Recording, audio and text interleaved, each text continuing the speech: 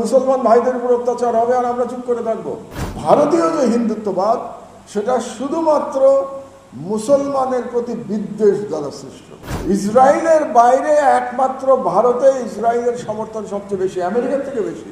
সম্ভবত জীবিত থাকবো না, কিন্তু 25 বছর মধ্যে আপনারা দেখতে পারবেন যে ইসরায়েলের যে সমর্থন আমেরিকায় ছিল, আগামী 25 বছরের মধ্যে আমার যতটুকু লেখাপড়া জিওপলিটিক্স নিয়ে সেটা দিয়ে বলতে পারি, আমেরিকাতে ইসরায়েলের এই সমর্থন থাকবে না। এই মরহুল মোচন অনুষ্ঠানটির কথা, এবং আমাকে দাওয়াত দিচ্ছিল যাতে আমি মরহুল মোচন অনুষ্ঠানে উপস্থিত থাকি। আমার পক্ষে সময় বের করা বেশ কঠিন, কারণ পত্রিকা চালানোর পাশাপাশি নিয়মিত কিছু লেখালেখি করি, তাতে বেশ সময় চলে যায়। তো তার মধ্যেও আমি এটার জন্য সময় বের করেছি। তার কারণটা হচ্ছে বই দুটোর নাম।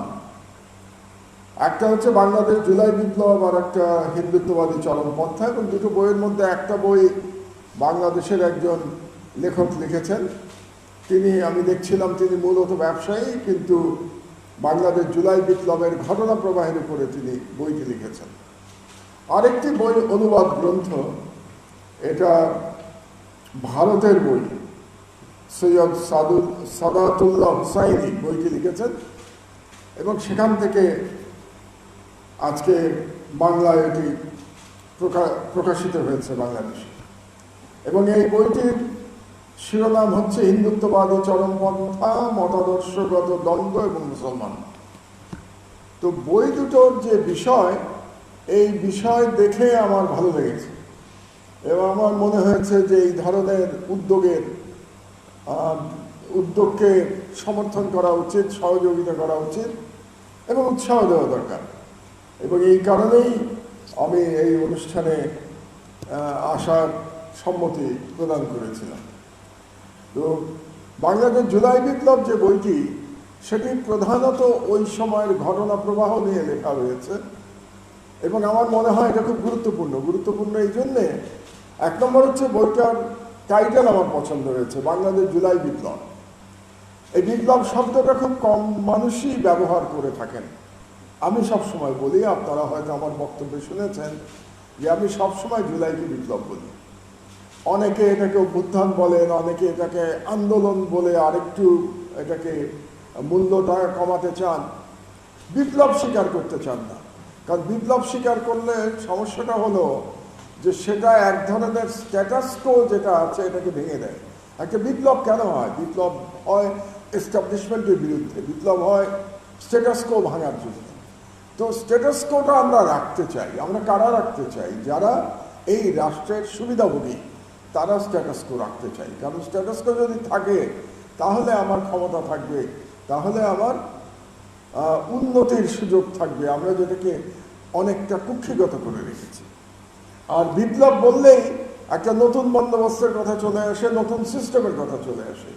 নতুন সিস্টেম হলে পরেই পুরনো যারা ক্ষমতা দখল করে রেখেছেন, প্রায় আজকে স্বাধীনতার পর থেকে আজকে 54 বছর 55 বছর, তো এই সময়টা যারা ক্ষমতা মোটামুটি যাদের কুক্ষিগত আছে, তারা সেই ক্ষমতা ছাড়তে চান না। এই জন্যে বিপ্লব শব্দটাতে তাদের এক ধরনের অ্যালার্জি আছে বলে আমি মনে করি। তো এই কারণে এটা বইটার যে শিরোনাম, এটা আমার পছন্দ হয়েছে, এটাকে বিপ্লব বলা হচ্ছে। 2 নম্বর হলো যে এটা একটা ঘটনা প্রবাহ মোটামুটি বর্ণনা করা হয়েছে বইতে, এবং এটা লেখা হচ্ছে যখন আমাদের স্মৃতি খুব উজ্জ্বল। এবং এই সময় লেখা হলে সুবিধা হলো যে ইতিহাস বিকৃতির আশঙ্কাটা কমে যায়। কারণ সবারই স্মৃতিতে উজ্জ্বল যে 2 বছর আগে বাংলাদেশে কি হয়েছিল। কাজেই কেউ যদি নিজের মনের মাধুরী মিশিয়ে কিছু লিখতে চান, তাহলে পরে এটা চ্যালেঞ্জ চলে আসবে, এটা প্রতিবাদ চলে আসবে। এখন সমস্যা হলো কি জানেন, আমাদের বই পড়ার অভ্যাস চলে গেছে। আমি তো বললাম চ্যালেঞ্জ চলে আসবে, কিন্তু আপনি যদি বইটা নাই পড়েন, তাহলে আপনি এটা প্রতিবাদ কি করবেন? আপনি তো জানবেনও না যে বইটাতে কি লেখা হয়েছে।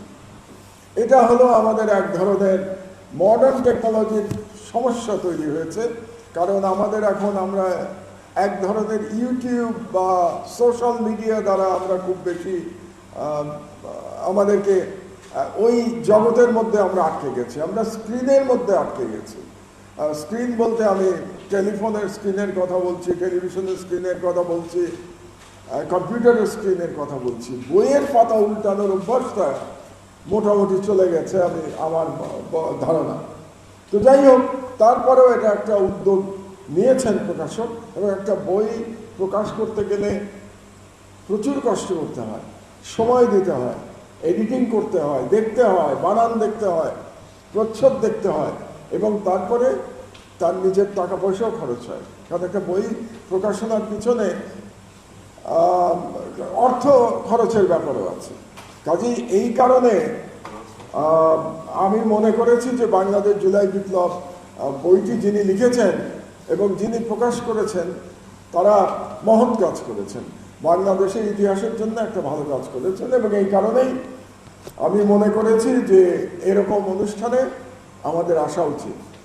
আমার আগের বক্তারা আজকের উপস্থিতি নিয়ে কিছুটা দুঃখ প্রকাশ করেছেন, কিন্তু উপস্থিতি নিয়ে চিন্তা করবার কোনো কারণ নাই। এর মধ্যে দিয়ে আমাদের আলোচনা চালিয়ে যেতে হবে, কারণ এই ধরনের ইন্টেলেকচুয়াল প্রোগ্রামে খুব বেশি উপস্থিতি আশা করার মতো পরিস্থিতি বাংলাদেশে হয় নাই, বা এটা কবে হবে আমরা জানি না। কিন্তু উপস্থিতি নাই মনে করে যদি আমরা এই ধরনের অনুষ্ঠানে আসা বন্ধ করে দেই, তাহলে তো আমাদের ইন্টেলেকচুয়াল যে লড়াইটা, এটা আরও ক্ষতিগ্রস্ত হবে। এটা আমাদের মনে রাখা উচিত। কাজে আমি কোনো সময় উপস্থিতির ব্যাপারে আমি একেবারেই ইম্পর্টেন্স দিই না, কারণ আমি কোনো রাজনীতিবিদ নই যে আমি যেখানে আসবো সেখানে বহু লোক থাকতে হবে, এটা গুরুত্বপূর্ণ না। গুরুত্বপূর্ণ হচ্ছে যে আমি কি অনুষ্ঠানে যাচ্ছি, সেটা গুরুত্বপূর্ণ। কাজে আমার কাছে মনে হয়েছে আজকে আসাটা গুরুত্বপূর্ণ। এখন আর্জেন্টিনার খেলা যদি দেখানো হয় তাহলে সেখানে প্রচুর উপস্থিতি হবে, তো সেখানে আমাকে দাওয়াত দিলে কি আমি আসবো? আমি মনে করবো এটা আমার সময় নষ্ট, যে বসে বসে আর্জেন্টিনার খেলা হাজার হাজার ছেলে মেয়ের সাথে বসে দেখা। তো যাই হোক, তো সেই কারণেই আমরা কোন অনুষ্ঠানে আসছি এটা গুরুত্বপূর্ণ। আচ্ছা, দ্বিতীয় যে বইটি, হিন্দুত্ববাদী চরমপন্থা, আমার কাছে এটা একটা খুবই চমৎকার বই মনে হয়েছে। আমি যতটুকু পড়েছি, সব বিষয়ে আমি একমত নই। তিনি যেভাবে লিখেছেন আপনারা পড়ে দেখতে পারবেন, আপনারাও হয়তো সব বিষয়ে একমত হবেন না, কিন্তু এটা একটা চমৎকার একাডেমিক এক্সারসাইজ। তিনি খুব কষ্ট করে বইটি লিখেছেন, রিসার্চ করে বইটি লিখেছেন। এখন হিন্দুত্ববাদ সম্পর্কে আমি দু চারটি কথা বলতে চাই আমার নিজের আন্ডারস্ট্যান্ডিং থেকে। হিন্দুত্ববাদটা কি আসলে? হিন্দুত্ববাদের মূল সূত্রটা কি, ভিত্তিটা কি? আমরাও নিজেরাই সবসময় হিন্দুত্ববাদ হিন্দুত্ববাদ শব্দটা বলি, আমি নিজেও বলি, কিন্তু আমরা বোধহয় খুব কম চিন্তা করি যে আসলে হিন্দুত্ববাদের ভিত্তিটা কি এবং কিভাবে এটা তৈরি হয়েছিল।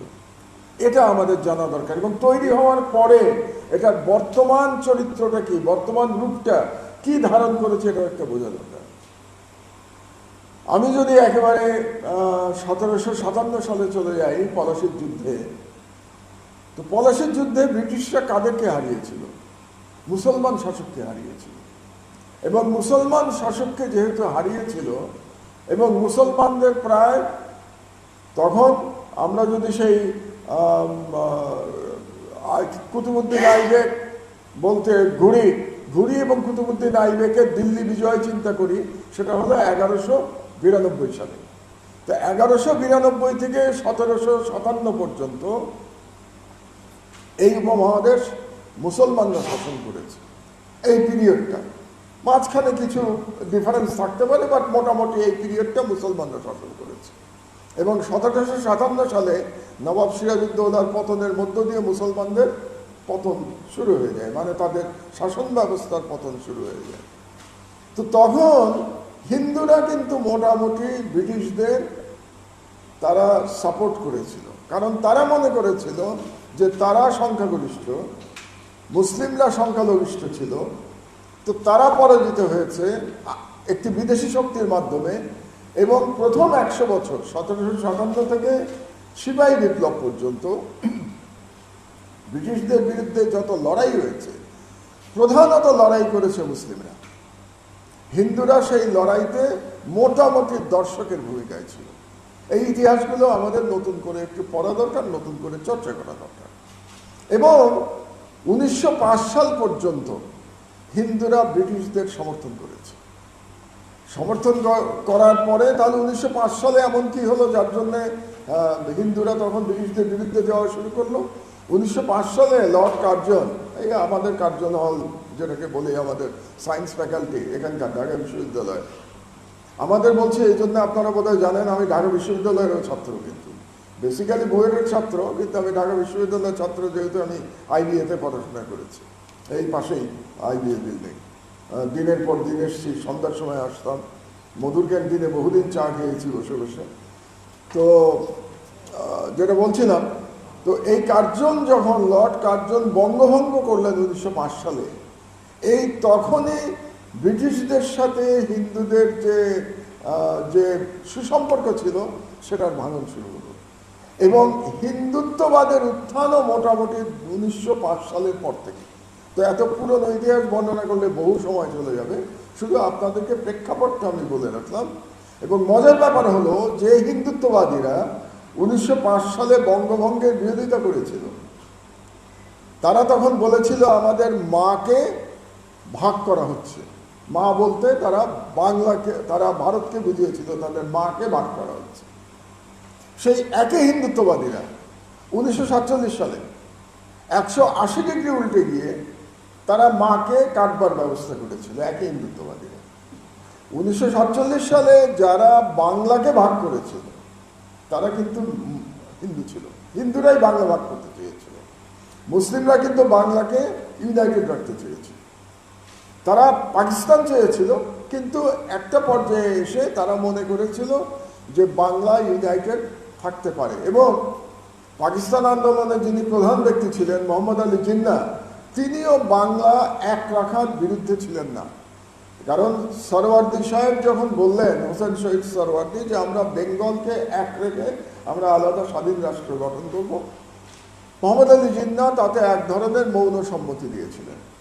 কিন্তু হিন্দু মহাসভা, যেটা হিন্দুত্ববাদীদের আদি সংগঠন, হিন্দু মহাসভা, আজকের আরএসএস না, আজকের বিজেপি না, আজকের বিজেপি, আজকের RSS is the product of Hindu মহাসভা।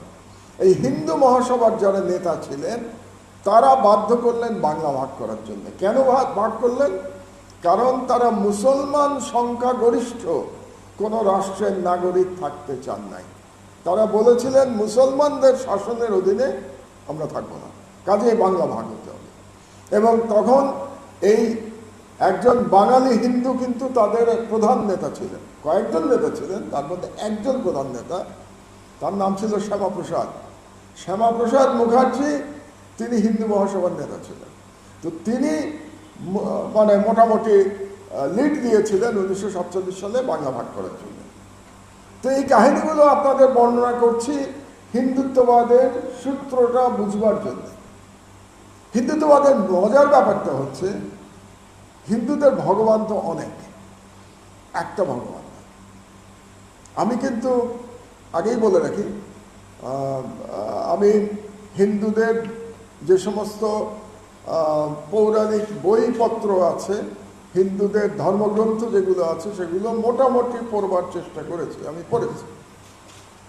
তো হিন্দুদের অনেকগুলো ভগবানের মধ্যে আপনারা দেখুন, বেঙ্গলে মেইন কার পূজা করা হয় আপনারা তো সবাই জানেন। কোন পূজাটা সবচেয়ে বড় বাংলায়? দুর্গা পূজা। তাহলে হিন্দুদের প্রধান ভগবান বাংলায় মা দুর্গা, তারা তো তাই বলে, তাই না? দুর্গা। এবং আরেকজনেরও পূজা করা হয় বাংলায়, চৈতন্যদেবের নাম শুনেছেন তো বোধহয়, না? চৈতন্যদেব কার পূজা করতো জানেন? চৈতন্যদেব কার কথা বলে তার আন্দোলন শুরু করেছিল? চৈতন্যদেব কোথায় ছিল জানেন? কোথাকার লোক ছিলেন? নদিয়ার লোক ছিলেন। এবং চৈতন্যদেবের যে আন্দোলন সেটা করেছিলেন তিনি কৃষ্ণের নামে, তার মানে শ্রীকৃষ্ণ, যেটাকে বলা হয় জন্মাষ্টমী। জন্মাষ্টমীতে তো বাংলাদেশে ন্যাশনাল হলিডে থাকে, তাই না? শ্রীকৃষ্ণের জন্মদিনে বাংলাদেশে ন্যাশনাল হলিডে থাকে। ন্যাশনাল হলিডে, কিন্তু এটা শুধু হিন্দুদের জন্য না, ন্যাশনাল হলিডে। তাহলে চৈতন্যদেব যে লড়াই শুরু করেছিলেন সেটা বেসিক্যালি ধর্মের নামে লড়াই হলেও সেই লড়াইটা ছিল কিন্তু মুসলমান শাসকদের বিরুদ্ধে। আমাদের এখানে অনেকে বলার চেষ্টা করেন যে আমাদের যে বাউল ধারা, এই ধারাটা এক ধরনের সেকুলার ধারা এটা বলার চেষ্টা করেন, এবং এই ধারাটা এক ধরনের ধর্মীয় ধারা। কিন্তু আসলে বাউল যে প্রধান যে লড়াইটা বা যে আন্দোলন শ্রী চৈতন্য শুরু করেছিলেন, সেটা মুসলমান শাসকের বিরুদ্ধে শুরু করেছিলেন। So it was essentially it was A anti Muslim movement ছিল। এটা আপনাদেরকে বোঝা দরকার। এটা অনেকেই আমরা হয়তো জানি না। আমরা নাম শুনি শ্রী চৈতন্যদেবের, তিনি কি করতেন আমরা জানি না। তো তাহলে দুজন আমরা ভগবান পেলাম বাংলার হিন্দুদের ক্ষেত্রে, প্রধান প্রধান ভগবান। এছাড়া তো লক্ষ্মী, সরস্বতী, গণেশ আরও নাম টাম আছে, কিন্তু তারা তো সবাই আপনারা জানেন তারা দুর্গা এবং শিবের পুত্রকন্যা। শিব হচ্ছে আরেকজন ভগবান। এবং তাহলে বাংলার হিন্দুদের ক্ষেত্রে প্রধান যে ভগবান হিন্দুদের, সেটা হলো দুর্গা এবং কৃষ্ণ। তাহলে রাম কোথা থেকে আসলো?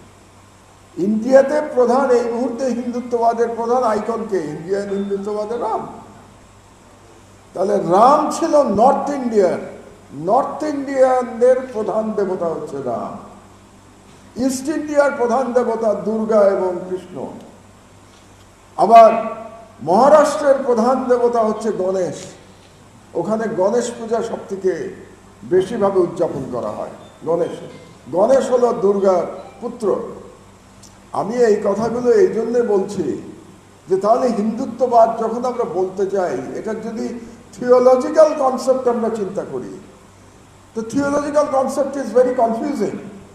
কারণ এতগুলো ভগবান থাকলে হিন্দুত্ববাদ কার কথা বলছে, কার আদর্শ নিয়ে আগাচ্ছে? আমাদেরকে যখন ইসলামিস্ট বলা হয়, আমরা তো সোজা বলি আমাদের এক আল্লাহ এবং আল্লাহর এক রসুল হযরত মুহাম্মদ সাল্লাল্লাহু আলাইহি ওয়াসাল্লাম। That is the fundamental of Islamist fundamental হচ্ছে আল্লাহ এবং আল্লাহর রসুল, একজন একজন।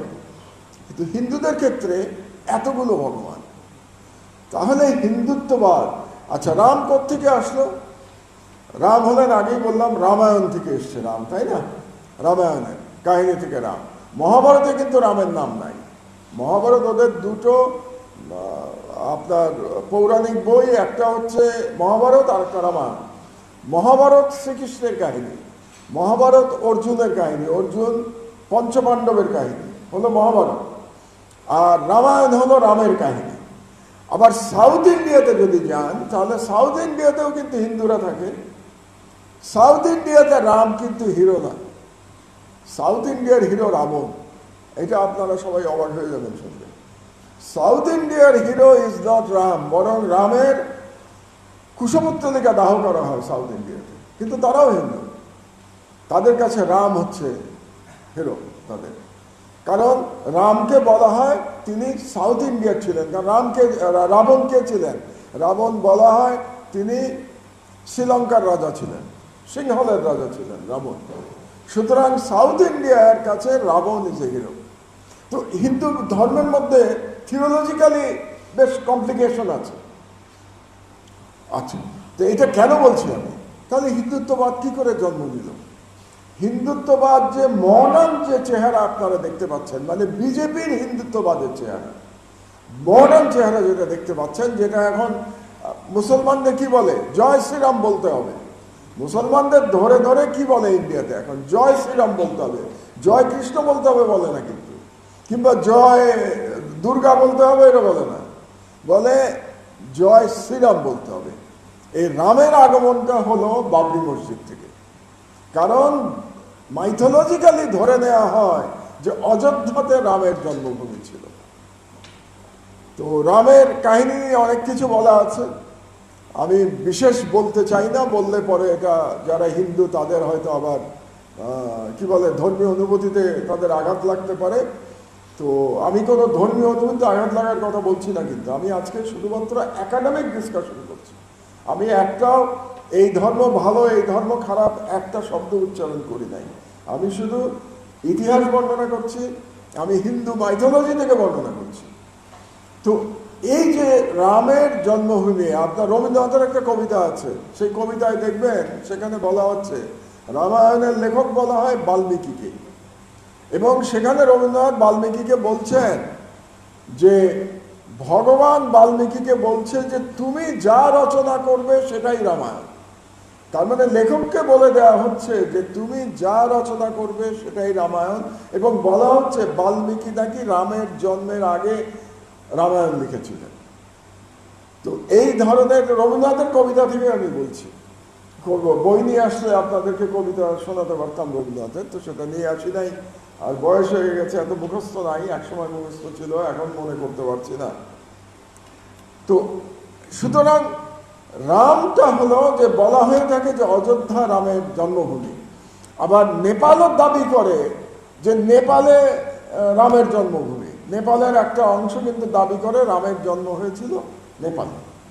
তো এই বিতর্কে আমি যাচ্ছি না, কোথায় জন্ম হয়েছিল রামের এটা আমি জানি না, আমি অন্তত জানি না, সঠিকভাবে জানি না, কাজে এই বিতর্কে আমি যাচ্ছিও না।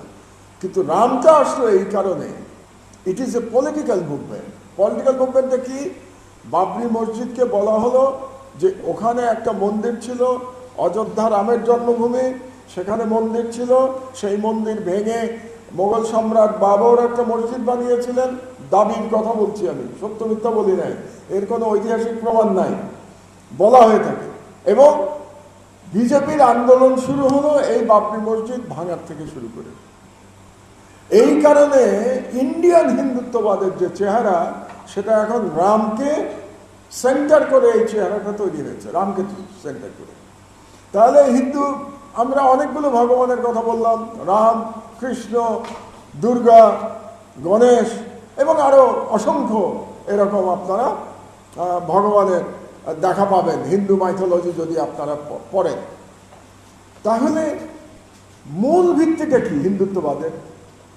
মূল ভিত্তিটা কি জানেন? মূল ভিত্তিটা ঘৃণা। এইট, কার প্রতি? হেট, মুসলমানের প্রতি।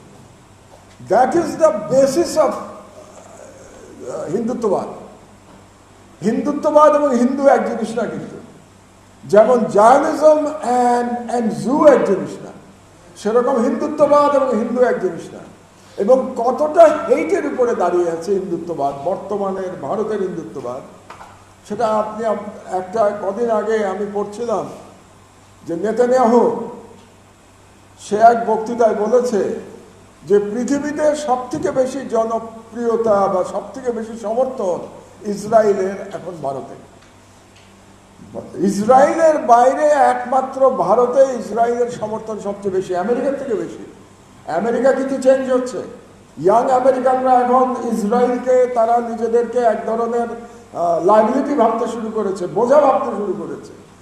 এবং আমি সম্ভবত জীবিত থাকবো না, কিন্তু 25 বছর মধ্যে আপনারা দেখতে পারবেন যে ইসরায়েলের যে সমর্থন আমেরিকায় ছিল, আগামী 25 বছরের মধ্যে আমার যতটুকু লেখাপড়া জিওপলিটিক্স নিয়ে, সেটা দিয়ে বলতে পারি আমেরিকাতে ইসরায়েলের এই সমর্থন থাকবে না আগামী 25 বছরের মধ্যে, উইদিন অনলি নেক্সট 25 ইয়ার্স। কেন বলছি? বর্তমানে যে ইয়াং জেনারেশন, তার মেজরিটি এখন ইসরায়েলের বিরুদ্ধে।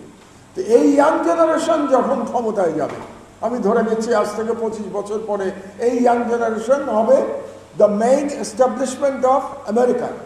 তারা যখন এই মেইন এস্টাবলিশমেন্ট হয়ে যাবে, তখন ইসরায়েলের সমর্থন আমেরিকায় থাকবে না, কিন্তু একটা দেশে ইসরায়েলের সমর্থন থাকবে, সেটা ভারত। এটাও আমি আপনাদেরকে বলে দিতে পারি। কারণ ভারতের যেটা সমস্যা হয়েছে, ভারতের যে সংকীর্ণতা, ভারতের যে উগ্রবাদ, ভারতের যে সাম্প্রদায়িকতা, সেটা সব থেকে বেশি স্প্রেড করেছে, বিস্তার লাভ করেছে ভারতীয় শিক্ষিত সমাজের মধ্যে। এটা খুব আশ্চর্য ব্যাপার, এটা পৃথিবীতে কোথাও ঘটে নাই। ভারতের শিক্ষিত মধ্যবিত্ত সমাজ সব থেকে কমিউনাল। ভারত বলতে সাউথ ইন্ডিয়া বাদ দিয়ে, সাউথ ইন্ডিয়া কিন্তু কমিউনাল না, আপনাদের এটা মনে রাখতে হবে। South India is not communal. যেখানে আমি বললাম, যেখানে রাম হিরো না, যেখানে রাবণ হিরো, ওখানে হিন্দুত্ববাদ চলে না, ওখানে বিজেপির একটা সিটও নাই।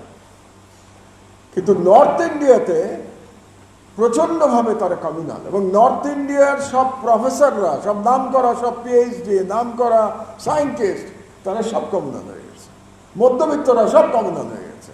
তো একটা রাষ্ট্রের যখন শিক্ষিত সমাজ এবং মধ্যবিত্তরা কমিউনাল হয়ে যায়, সেই রাষ্ট্র দীর্ঘদিন ধরে কমিউনাল থাকবে। কারণ এই যে বইপত্র রচনা, আজকের যে বইপত্র, যে দুটো বই নিয়ে আমরা আলোচনা করছি, এসব বইপত্র রচনা, সরকার পরিচালনা, তারপরে ইকোসিস্টেম তৈরি করা, যেটাকে আমরা ইকোসিস্টেম বলি, এগুলো কারা করে? এগুলো মধ্যবিত্ত সমাজ করে। তো ইন্ডিয়ান ইকোসিস্টেম, ইন্ডিয়ান মিডিয়া কাদের কন্ট্রোলে? মধ্যবিত্তদের কন্ট্রোলে, এবং এরা সব কমিউনাল। কাজেই ভারতীয় যে হিন্দুত্ববাদ, সেটা শুধুমাত্র মুসলমানের প্রতি বিদ্বেষ দ্বারা সৃষ্ট। এটা হচ্ছে বাস্তবতা, এটা আমাদের মনে রাখতে হবে। তো সেই জন্যে এই যে বইটা, আমি মনে করি হিন্দুত্ববাদী চরমপন্থা বইটা, যদি ভারত সম্পর্কে আপনার জানার ইচ্ছা থাকে, এই বইটা পড়া দরকার। আমার খুব পছন্দ হয়েছে বইটা। আরেকটা কারণে পড়া দরকার, আপনি বলতে পারেন ভারত আর এক দেশ, তার তো আমার পড়ার দরকারটা কি? আমার দরকার আছে, কারণ ভারত আপনার সর্ববৃহৎ প্রতিবেশী। ভারতের সাথে আমাদের বর্ডারের লেংথ কত? 4000 কিলোমিটার। 4000 কিলোমিটারের বেশি ভারতের সাথে আমাদের যে সীমান্ত, এবং ভারত ইজ এ রিজিওনাল পাওয়ার, বিশ্ব ওয়ার্ল্ড পাওয়ার না, বাট রিজিওনাল পাওয়ার। এবং ভারতের অ্যাটমিক বম আছে, পারমাণবিক শক্তি আছে। So militarily and economically Bharat আমাদের থেকে অনেক বেশি শক্তিশালী, এতে কোনো সন্দেহ নেই। তার মানে কি ভারতকে ভয় পেতে হবে? অবশ্যই না। কারণ হচ্ছে আমাদের 20 কোটি জনসংখ্যা। 20 কোটি জনসংখ্যা আমাদের একটা বিশাল শক্তি, যদি আমরা ইউনাইটেড থাকতে পারি, ঐক্যবদ্ধ থাকতে পারলে 20 কোটি জনসংখ্যা একটা বিশাল শক্তি। আর ইরানের জোর যদি থাকে, ইরানের দিকে তাকান, ইরান কিভাবে এখনো যুদ্ধ করে যাচ্ছে। কি আছে ইরানের আমেরিকা এবং ইসরায়েলের তুলনায়? কিছুই নেই। আমি বলবো কিছুই নেই। এবং আপনারা যদি মনে করেন ইরান যুদ্ধে জিতবে, যুদ্ধে জিতবে না। কিন্তু ইরানের টিকে থাকাটাই যুদ্ধে জেতা, আপনাদের মনে রাখতে হবে। ইরান যে টিকে আছে, এটাই যুদ্ধে জয়লাভ। ইরান যে সত্যি যুদ্ধ জিততে পারবে, কিভাবে জিতবে? আমেরিকার সাথে অন্যেরা কি যুদ্ধ করতে পারছে? রাশিয়া পারছে, চায়না পারছে? পারছে না।